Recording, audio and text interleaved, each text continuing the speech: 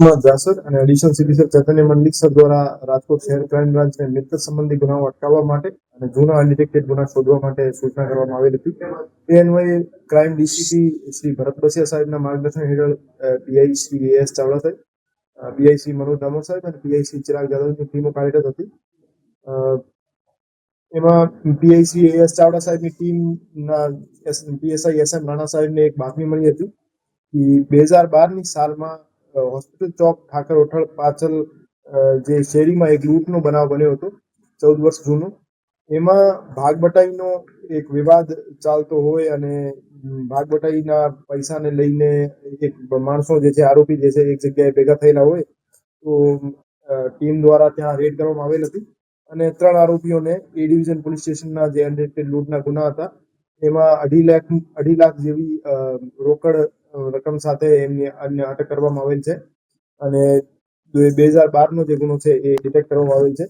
એ જે આરોપીઓ છે અફઝલ ઉર્ફે સદ્દામ અહેમદભાઈ દલવાણી, રાકેશ ઉર્ફે બીટુ ચંદ્રકાંતભાઈ ચુડાસમા અને ઇકબાલ ભીખુભાઈ શેખ, એમને ત્રણેય મળીને 2012માં એક મોટરસાયકલ ઉપર આવી ફરિયાદીની એક્ટિવાની આડી પોતાની મોટરસાયકલ રાખી ફરિયાદીની આંખમાં મરચા નાખી અને એમની પાસેથી 12 લાખ જેવી રકમ ભરેલી બેગ ઝૂંટવી લીધેલ હતી અને લૂંટને અંજામ આપેલ હતો.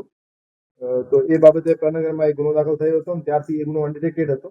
તો રાજકોટ શહેર ક્રાઇમ બ્રાન્ચ દ્વારા અત્યારે આ ગુનો ડિટેક્ટ કરવામાં આવેલ છે અને 2.5 લાખ જેવી રકમ જે છે એ જે વિવાદિત રકમ હતી એમના ભાગબટાઈની એ રિકવર કરવામાં આવેલ છે.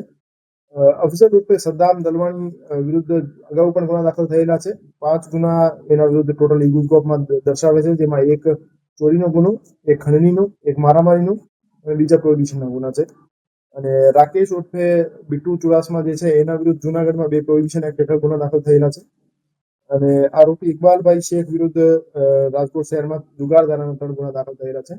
આ રીતે આ તમામ આરોપીઓ ગુનાહિત ઇતિહાસ ધરાવે છે અને પ્રનગર પોલીસ સ્ટેશનમાં આ જે બનાવ બન્યો હતો એના 5 મહિના પછી પોપટપરા નાળા પાસે એક લૂંટનો બનાવ બન્યો હતો. એમાં પણ રાકેશ અને જે અફઝલ હતા એ ઇન્વોલ્વ હતા.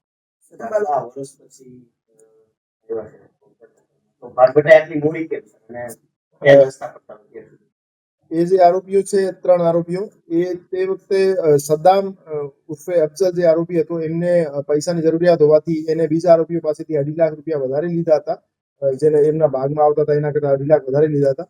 ત્યારથી એ પરત નતો આપતો અને એમના વચ્ચે જે 2.5 લાખની રકમ હતી એના લઈને વિવાદ ચાલતો હતો. તો એ રકમ પરત કરવા માટે આરોપીઓ ભેગા થયા હતા. એ જ વિવાદમાં એમની ઇન્ટરનલ ઇન્ફોર્મેશન લીક થઈ અને રાજકોટ શહેર ક્રાઇમ બ્રાન્ચને સૂચના મળી. આરોપીઓ અહીંયા જ રહેતા હતા, રાજકોટ શહેરના છે 3 આરોપીઓ અને એ આરોપીઓ કોઈ બીજા ગુનામાં નાસ્તા ફરતા નહોતા. એ જે અનડિટેક્ટેડ ગુનો છે એમાં પણ નામઝદ નહોતા એટલે નાસ્તા ફરતા એને નહીં કહી શકાય.